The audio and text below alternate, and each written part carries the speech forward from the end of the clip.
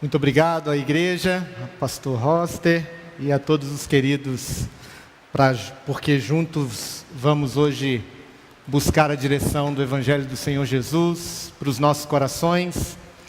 E eu quero ler com os irmãos o texto de 1 Samuel, no capítulo 30, e quero, Deus permitindo, pregar o Evangelho a partir da leitura do capítulo 30 de 1 Samuel.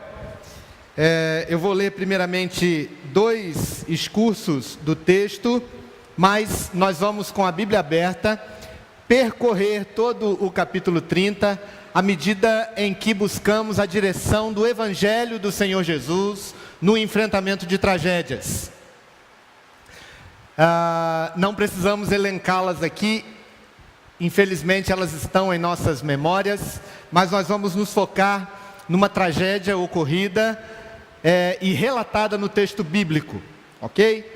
Vamos fazer isso lendo o capítulo 30, primeiramente dos versículos 1 até o versículo 6.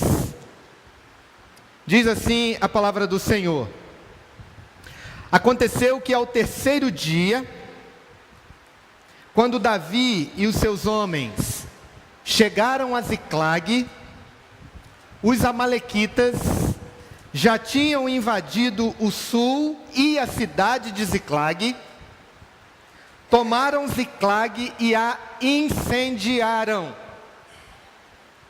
Levaram cativas as mulheres que lá estavam, mas não mataram ninguém, nem pequenos, nem grandes. Tão somente os levaram consigo e foram embora. Davi e os seus homens chegaram à cidade e viram que tinha sido queimada, e que as suas mulheres, os seus filhos e as suas filhas haviam sido levados cativos. Então, Davi e o povo que estava com ele ergueram a voz e choraram até não terem mais forças para chorar. Também as 2 mulheres de Davi tinham sido levadas, Ainoã, a Jezreelita, e Abigail, a viúva de Nabal, o carmelita. Davi ficou muito angustiado, pois o povo falava em apedrejá-lo, porque todos estavam amargurados, cada um por causa de seus filhos e suas filhas. Mas Davi se reanimou no Senhor. Agora nós vamos ler o final da história aqui, na qual nós vamos nos basear hoje, a partir do versículo 21 até o versículo 25. Chegando Davi aos 200 homens, que de cansados que estavam, não o puderam seguir, e ficaram no ribeiro de Besor, estes saíram ao encontro de Davi e do povo que com ele vinha. Davi, aproximando-se destes, os saudou cordialmente. Então, todos os maus e filhos de Belial, dentre os homens que tinham ido com Davi, responderam e disseram: Visto que não foram conosco, não lhes daremos do despojo que salvamos. Cada um, porém, leve a sua mulher e os seus filhos e se vá embora. Porém Davi disse: Não fareis assim, irmãos meus, com o que o Senhor nos deu, que nos guardou e entregou às nossas mãos o bando que vinha contra nós. Quem vos daria ouvidos nisso? Porque qual é a parte dos que desceram a peleja, tal será a parte dos que ficaram com a bagagem. Receberão partes iguais. E assim, desde aquele dia em diante, foi estabelecido por estatuto e direito em Israel, até ao dia de hoje. Queridos, que o Senhor nos abençoe na porção lida de sua palavra e na meditação da mesma. Eu quero percorrer com os irmãos um caminho de 2 lugares da Bíblia. 2 lugares para os quais comumente a gente não dá muita atenção. A gente dá atenção a outros lugares, né? Belém, Nazaré, Jerusalém. Mas Ziclag não está no nosso top 10 dos lugares bíblicos. E também o Ribeiro de Besor. 2 lugares que podem hoje nos aproximar mais do Senhor Jesus, nos aproximar mais do Evangelho e trazer ao nosso coração o consolo de Deus, o aprendizado, a tolerância, a gratidão a Deus por tudo que Ele tem nos dado e a melhor forma de interpretar a realidade e de termos e vivermos uma vida que reflete o Senhor Jesus. Primeiramente, a gente precisa entender a história. E essa tragédia é fruto de uma escolha que nós poderíamos chamar de uma escolha não das melhores de Davi. Essa cidade de Ziclag, ela foi ganha de presente de Davi, de um rei filisteu chamado Aquis de Gate. Esse rei fez um acerto com Davi. Lembra que ele é filisteu e que os filisteus são inimigos do povo de Israel. E a grande chegada de Davi na história é por ter vencido um grande gigante filisteu. Então os filisteus odiavam os israelitas, esses odiavam os filisteus, mas Davi estava fugindo pelo deserto. Davi tinha criado uma comunidade de pessoas que também fugiam do rei, pessoas desvalidas, endividadas, cheias de problema, parecia até a igreja. E Davi, com esses homens, tinha criado um grande exército e uma força de exército. Mas não tinha o que dar de comer para esses homens, porque vivia de cidade em cidade. E acaba se juntando a esse rei. E ao se juntar a um rei filisteu, Davi não faz aquela escolha do crente, né? De talvez, por necessidade, assumir uma condição que não é das melhores. Estar diante de uma pessoa, servindo a uma pessoa que não é do povo de Deus. Mas ele ganha essa cidade de presente, mas vivia aqui condenado no julgamento pelos seus irmãos israelitas e condenado no julgamento pelos demais filisteus que desconfiavam de Davi.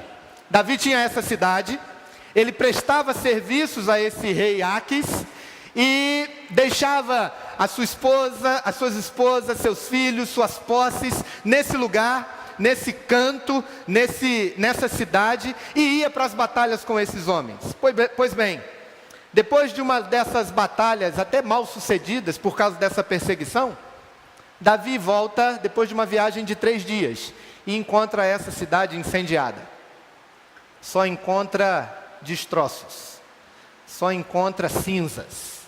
Não vê ninguém ali mais, nenhuma das mulheres, nenhuma das crianças, nenhum dos animais, as casas todas queimadas. Esse primeiro momento da história, esse primeiro momento dessa saga de Davi, de Ziclag em direção a Besor, é um momento da tragédia. E as tragédias em geral, elas podem ser salas de espera de grandes bênçãos e visitações do Senhor. Nós podemos, no meio da dor e do sofrimento, ter sim a expectativa de que o Senhor pode nos visitar, ou quem sabe está nos visitando no meio da tragédia. É certo que a gente não é muito bom de avaliar as coisas. É certo que às vezes a gente olha determinadas tragédias e fala assim, não chega a dizer porque é muito grave dizer isso, mas pensar a gente pensa. Quem mandou? Por que foi se meter com quem não devia? Longe disso, Ziclag é um lugar em que nos mostra que as tragédias podem tirar de nós o melhor ou o pior. Nós lemos aqui no texto que esses homens que antes eram fiéis a Davi, agora querem matá-lo de ódio, de dor, por terem perdido suas esposas, seus filhos, suas posses.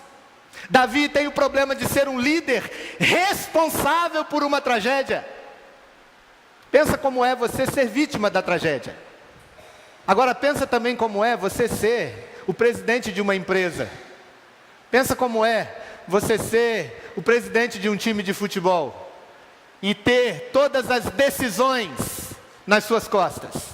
Davi não somente tinha esse peso, como ele tinha o ódio de todos aqueles que tinham sido vítimas desse assombro que ocorreu com a invasão dos amalequitas. As tragédias podem tirar o melhor ou o pior de nós. Então, no meio delas, a gente aprende com o Evangelho que nós precisamos ter esperança. O Evangelho é fruto de uma grande tragédia. O John Stott diz que se a cruz, e ele diz que ela é o grande absurdo e a grande tragédia da história da humanidade, o John Stott diz que ela é um absurdo que desabsurdifica todos os demais. Há um segundo momento na história, como eu disse, elas podem tirar o que há de melhor e o que há de pior. E estranhamente, no fim do texto que nós lemos na primeira parte, Davi, no meio dessa perda, no meio da responsabilidade do problema, o texto nos diz que ele se reanima no Senhor seu Deus. Finalzinho do versículo 6, Davi se reanima no Senhor seu Deus. E o texto prossegue dizendo que Davi fez o quê? Foi procurar o pastor. Que bom que a gente tem a igreja de Jesus. Que bom que a gente pode viver na igreja e passar por dificuldades, mas saber que Deus levantou pessoas, chamou pessoas, às vezes aos 14 anos, né, pastor? E aí o pastor foge do chamado até os 17, mas com 17 anos ele se entrega para o chamado. Para quê? Para que numa hora de dificuldades você tenha com quem contar. Davi foi procurar o Abiatar, foi procurar o sacerdote. Pediu para ele lá no gabinete pastoral colocar o manto, colocar a capa e disse: vamos consultar o Senhor, o que a gente faz? Queridos, as tragédias podem nos afastar de Deus, é verdade. Mas se nós estivermos firmados no Evangelho do Senhor Jesus, elas jamais nos afastam. Porque a Bíblia nos diz que nós somos mais que vencedores por meio daquele que nos amou. E não há nada, absolutamente nada, nem a morte, nem as trevas, nem dor, nem o diabo, nada pode nos afastar do amor de Deus. Por isso nós podemos sim nos aproximar do Senhor. Davi faz isso, ele procura o sacerdote, pede para o sacerdote orar, consultar o Senhor e diz: devo ou não subir para a batalha para saber se nós vamos ser vitoriosos. Às vezes é difícil ter esperança num momento como esse, e é só no Evangelho que a gente encontra essa esperança. Deus responde, versículos 8 e 9, responde para Davi que ele deveria subir, batalhar, porque ele seria vitorioso. Eu sou torcedor do Flamengo, muitos sabem disso, né? É inesquecível, né, na verdade. Mas eu confesso, queridos, que eu não vi graça nenhuma no futebol, depois de alguns dias que aqueles meninos tiveram a vida ceifada no incêndio naquele clube. É muito difícil a gente ter esperança quando o coração está sangrando. É muito difícil a gente ouvir o pastor dizer: fique firme, meu irmão, o Senhor é contigo, pode seguir. A gente não quer, né? A gente fica triste. Imagina Davi tendo que convencer aqueles homens que eles deveriam subir para a batalha. Ele faz isso. Ele chama os 600 homens, versículo 9, parte em direção ao caminho que Deus mostrasse para ele recuperar tudo aquilo que haviam perdido, mas eles chegam nesse outro lugar que nós queremos conhecer hoje e apresentar o nosso coração diante de Deus. O primeiro é Ziclag, o segundo é o ribeiro de Besor. E nesse primeiro momento que o ribeiro de Besor aparece na história, nós vemos aqui um momento da promessa de Deus, da obediência de Davi, mas da frustração com aqueles que não caminham conosco. Porque o que acontece ali, eles estão caminhando em direção aos inimigos, mas no ribeiro de Besor 200 homens chamam Davi de canto e diz: a gente não aguenta mais, a gente não vai mais batalhar com vocês, a gente não vai seguir viagem com vocês. O texto dos versículos 9 até o versículo 10 mostra que esses homens abandonam a batalha.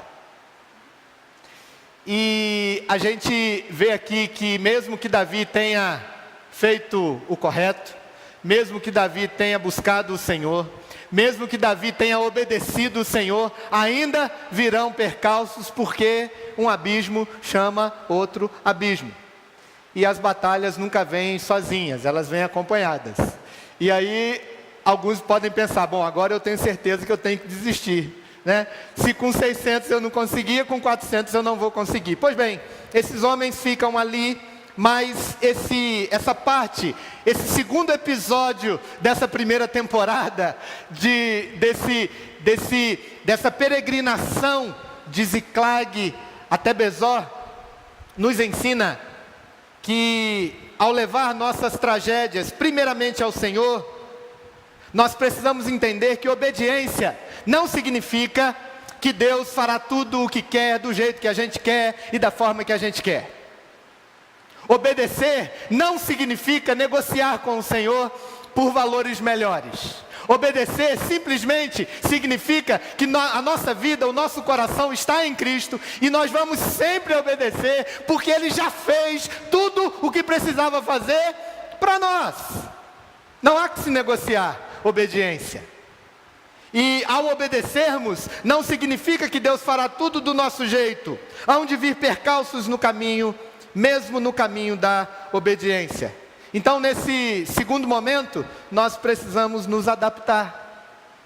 Talvez como Davi tenha feito, ao se ajuntar com Aques. Talvez, quando a gente tem que deixar de caminhar junto por algum tempo, por algum motivo, por um tempo em que as nossas vidas não suportam determinadas circunstâncias, e a gente pede um tempo para o Senhor. A história prossegue, e aqui é o lugar onde o milagre ocorre, né? Porque o texto nos diz, e agora eu quero ler com algumas paradinhas aqui no texto, a partir do versículo 11, queria que você acompanhasse comigo o texto. Quando eles partem de Besor, com 400 homens, eles acham, versículo 11, um egípcio. Os homens de Davi acham um egípcio e o trazem a Davi. Esses homens dão-lhe pão e ele comeu. Deram-lhe a beber água. Deram-lhe também um pedaço de pastas de figo seco e 2 cachos de passas. E ele comeu e recobrou então o alento, pois havia 3 dias e 3 noites que não comia pão, nem bebia água. Pois bem, a gente passa por situações difíceis, mas há pessoas que também estão passando. A gente enfrenta situações difíceis, mas nós não deixamos de ser sal da terra e luz do mundo. E onde quer que estejamos, sejam quais forem as circunstâncias, Deus pode colocar pessoas que estão precisando mais do que nós. E esse homem aqui parece aquele homem da parábola do bom samaritano que estava lá. Era um que estava caído à beira da estrada, semi-morto, e os homens de Davi, ao invés de irem para a batalha, levantam esse homem, dão comida para ele e fazem aquilo que deveriam fazer. Mas o que acontece? Davi vai conversar com o homem. E aí, versículo 13, o texto diz: então lhe perguntou Davi: de quem és tu e de onde vens? Respondeu o moço: sou servo de um amalequita, e o meu senhor me deixou aqui porque adoeci há 3 dias. Nós demos com ímpeto contra o lado sul dos queretitas, contra o território de Judá, contra o lado sul de Calebe, e pusemos fogo em Ziclag. Disse Davi: poderias descendo guiar-me a esse bando? E aí esse homem pede a Davi que jurasse não o matar. Queridos, ao levantar esse egípcio doente, eles estão diante de um informante. Estão diante de um dos homens daquele bando que havia dado com ímpeto contra Ziclag. Esse momento da história nos faz lembrar que aquilo que somos em Cristo deve inexoravelmente fazer com que sempre hajamos como tal, seja qual for a circunstância. Se estiver nos faltando comida e alguém precisar de comida, a gente tem que dar a comida. Se a gente precisar dividir, a gente precisa dividir, porque é para isso que nós fomos chamados. E é justamente ao fazermos que nós vemos o Salmo 40 fazer sentido para nós. Salmo 41, se não me engano, se não errei aqui o endereço. Bem-aventurado aquele que acode ao necessitado, porque o Senhor o livra no dia do mal, e na sua enfermidade lhe afofas a cama. Quando nós agimos como cristãos, nós simplesmente estamos lembrando que somos filhos de Deus. Somos aqueles chamados para refletir a luz de Cristo onde quer que estejamos. Mas isso, queridos, nos mostra pelo Evangelho, por aquilo que o Senhor Jesus fez por nós, a surpreendente confirmação de que é o Senhor quem está no controle de tudo. Davi e os seus homens não imaginavam que aquele homem era do bando dos amalequitas. Não imaginavam que ele poderia levá-los até o bando. E é o que acontece na história. Mas a gente tem essa confirmação de que Deus está no controle de toda a situação. E é um Deus que trabalha pelos seus filhos. E cada vez que nós levantamos um dos pequeninos de Jesus, é a Ele que estamos fazendo. Cada vez que nós damos de beber, nem que seja um copo de água, a um desses pequeninos, é ao Senhor Jesus que estamos servindo. Nesse momento, queridos, a lição do Evangelho para nós é lembrarmos da nossa identidade em Cristo Jesus. Nós somos chamados para ser cristãos, e isso já implica como a gente deve viver, seja qual for a circunstância, seja qual for a situação. Por último, no texto que nós lemos, a partir do versículo 21, nós vemos o Davi e os seus homens voltando da batalha. Eu vou dizer aqui o que aconteceu. Esse egípcio mostra para Davi onde eles estavam, faz lá o combinado. Eles chegam no lugar onde os amalequitas estão festejando o resultado da sua investida criminosa. Não é diferente hoje, não é diferente nas favelas, quando no final de determinadas investidas do crime, os traficantes soltam fogos, compram brinquedos, bebidas, comidas e dão para as crianças, para dizer que a vida é boa. Esses amalequitas estavam fazendo isso, estavam todos bêbados, estavam todos lá, já desvalidos de tanto que comemoraram com todas as suas investidas.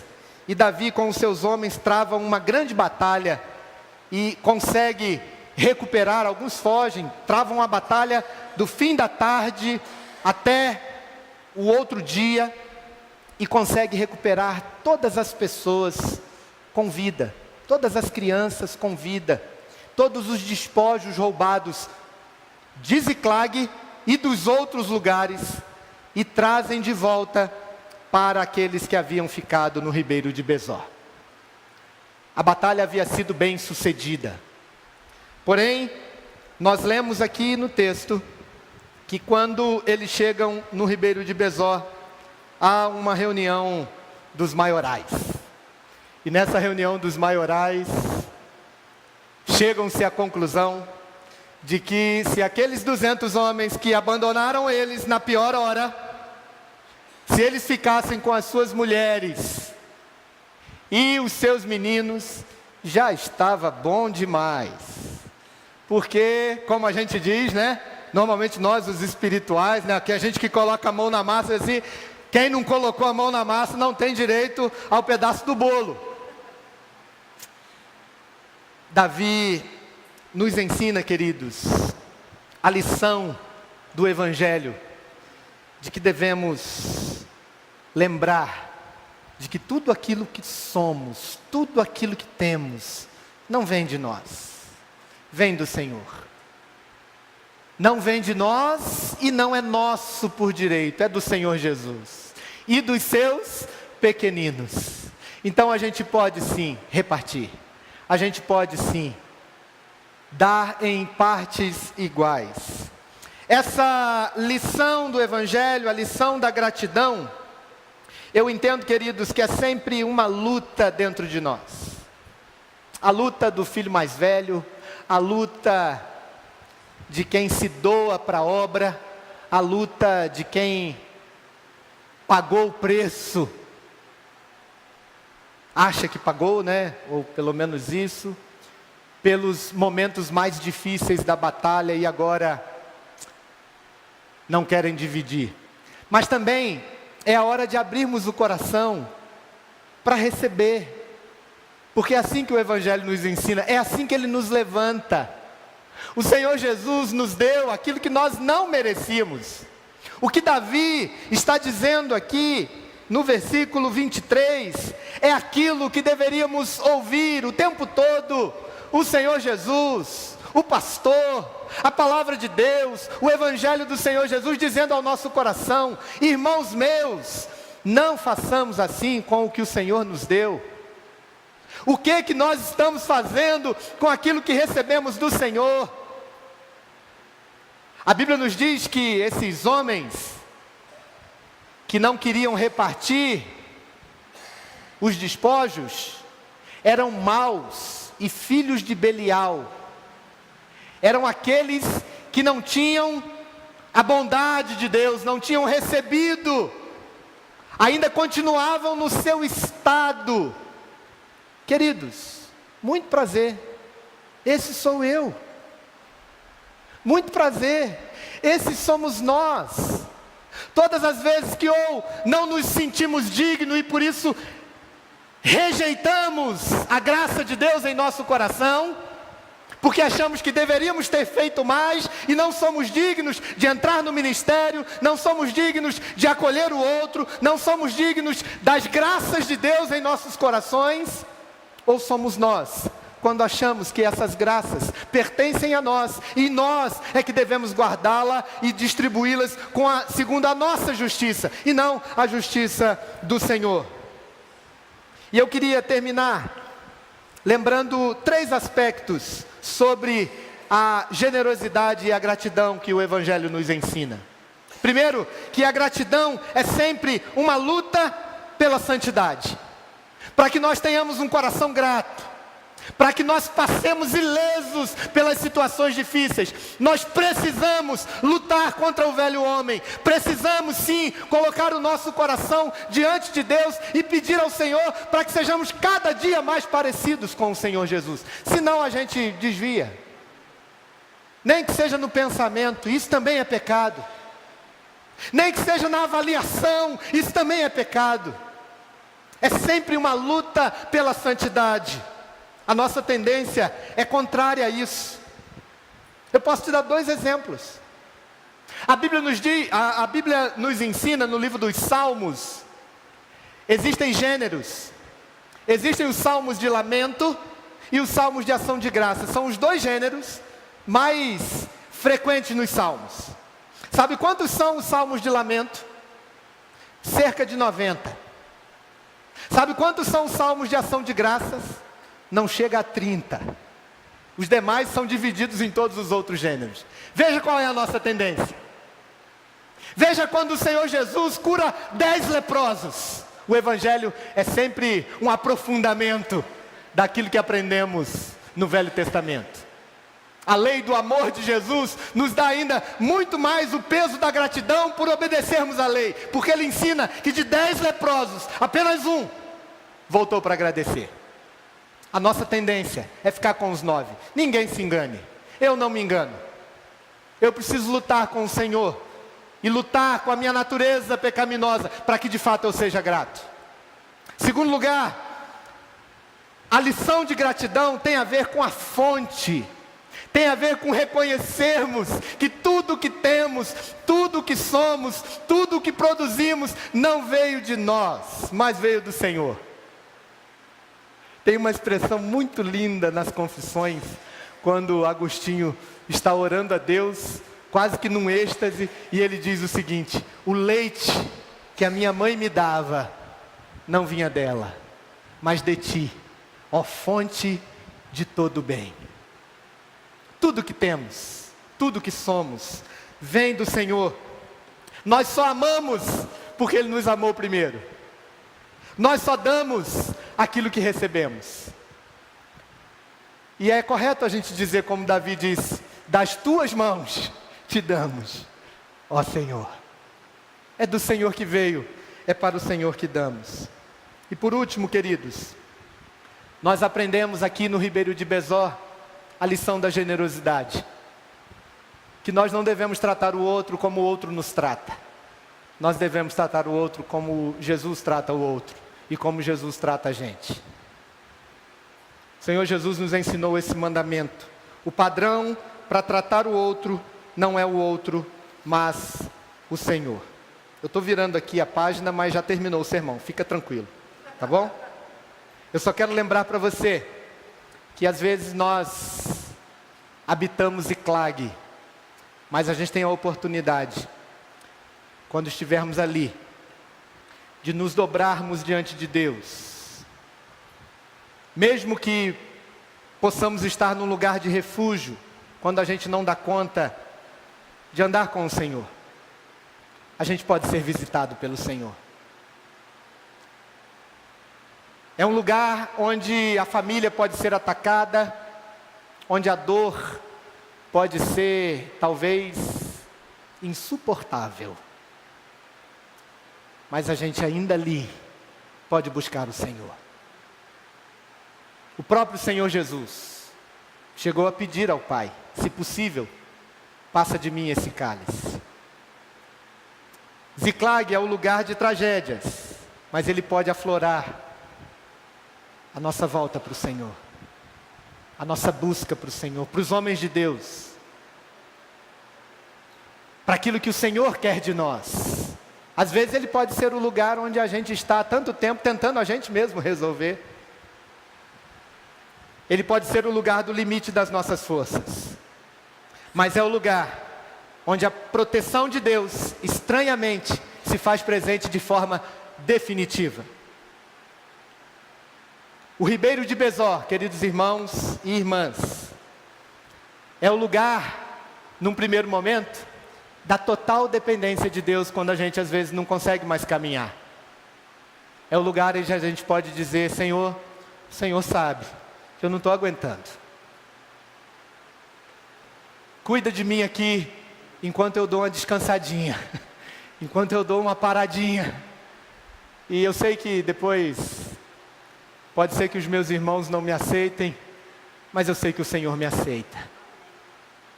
O Ribeiro de Besós é aquele lugar em que a gente mesmo se avalia corretamente, em que a gente está dando menos do que a gente poderia dar. Mas a gente pode se colocar em confiança de que o Senhor é aquele que lá atrás prometeu: pode seguir para a batalha, eu estou com você. E a gente sabe que em nenhum tempo do mundo se conheceu um Deus que peleja pelos seus santos.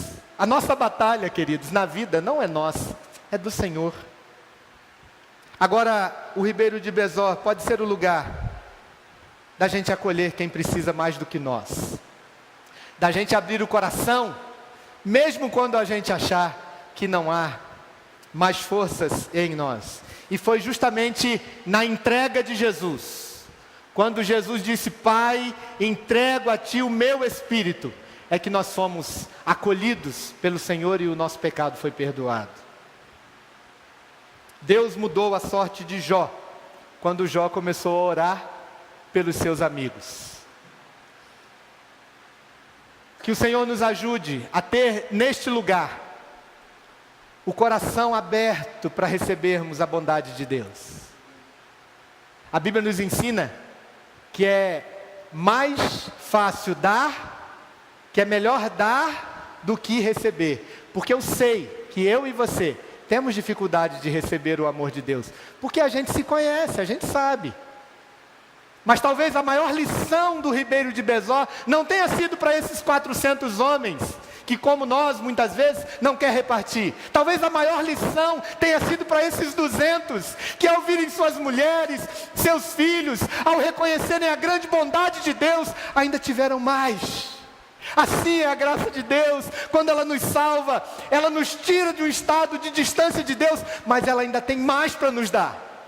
Então nós precisamos aprender neste lugar, a abrir o coração para a graça de Deus, que nos dá tudo aquilo que precisávamos sem merecermos, mas nos dá ainda mais. Nos dá ainda mais.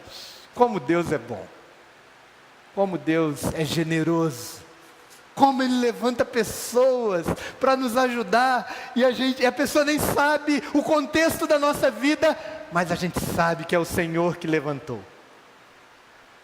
Que o Senhor nos abençoe nesse lugar, ou nesses lugares, onde o Evangelho fala conosco de forma prática, e que nós recebamos a graça do Senhor Jesus a nos dar, assim como em tantos outros lugares, em tantos outros episódios, quando a gente recebe a bênção de Deus, essa restauração é maior do que aquilo que o inimigo roubou. Que o Senhor nos abençoe e nos guarde. Vamos orar, vamos pedir a bênção de Deus sobre os nossos corações. Eu não sei qual é o seu momento nessa jornada, mas eu sei que a graça do Senhor Jesus, disponibilizada na cruz do Calvário, ela é presente hoje aqui, e ela pode te acolher, ela pode te restaurar, e você pode hoje receber a bênção, a graça de Deus no seu coração. Oremos. Obrigado, Senhor, porque o Senhor nos encontrou sem que nós merecêssemos. O Senhor nos deu sem que nós tivéssemos lhe oferecido algo.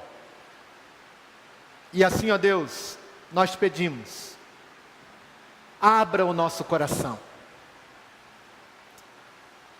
opera em nós o querer da Tua graça, opera em nós o apetite, a fome e a sede da justiça de Deus em nossos corações.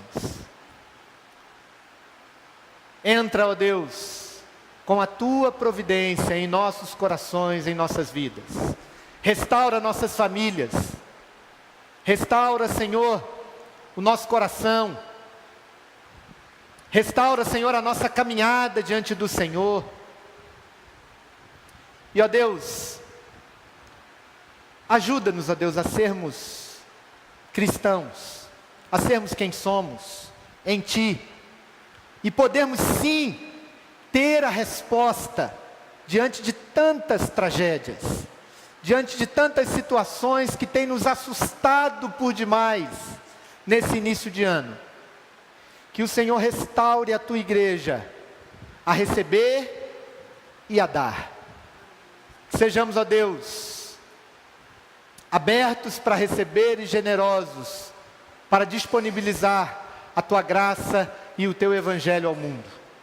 Nós oramos agradecidos em nome do Senhor Jesus. Amém.